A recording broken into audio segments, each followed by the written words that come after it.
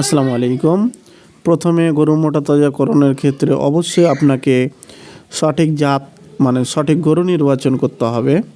যেমন Sahiwal, Friesian cross বা শঙ্কর জাতের গরু অবশ্যই নিলে ভালো হয়। বয়স সাধারণত 2 বছর হলে ভালো হয়, 2 থেকে 2.5 বছর, এবং শরীরের গঠন, প্রস্থ, বুক ও হাড়ের গঠন ভালো যেন হয়। প্রথমে কেনার পর কৃমিনাশক অবশ্যই অভিজ্ঞতা একজন চিকিৎসকের দ্বারা কৃমির ইঞ্জেকশন বা ট্যাবলেট খাওয়াতে হবে। ভ্যাকসিন করতে হবে, খুরা রোগ, তরকা, বাদলা, এই টিকাগুলো অবশ্যই দিবেন।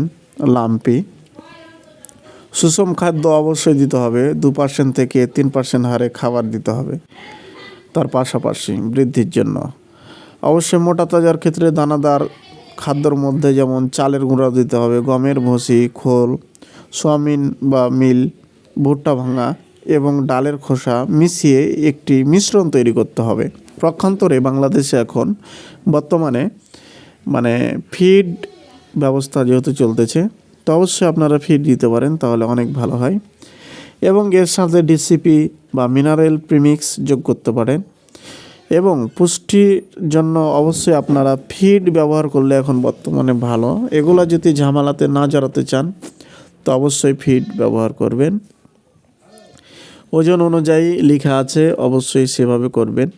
এই গরুটি যেমন 2 থেকে 2.5 কেজি দিলেই হবে। মোটা ফিডটা মিটমোর এশিয়াই কোম্পানির বা যে কোনো বাজারের মোটা ফিড পাওয়া যায়, সেগুলোই ব্যবহার করবেন। আর আমার চ্যানেলটি অবশ্যই সাবস্ক্রাইব করে দিবেন। মোটা তাজার যদি 100 কেজি হিসাব করা যায়, তাহলে আমি বলতে পারছি গমের ভুসি 40 কেজি দিবেন, চালের গুঁড়া 20 কেজি, ভুট্টা ভাঙা 20 কেজি, খোল বা সরিষার খোল দেবেন 15 কেজি, শুটকি মাছের গুঁড়া বা অন্যান্য 3 কেজি, লবণ ও মিনারেলস প্রিমিক্স 2 কেজি। এই ছিল 100 কেজি দৈহিক ওজনের জন্য একটি সুষম দানাদার খাদ্য। এটিকে করে সুন্দর করে ঘর করে নেবেন। আসসালামু আলাইকুম।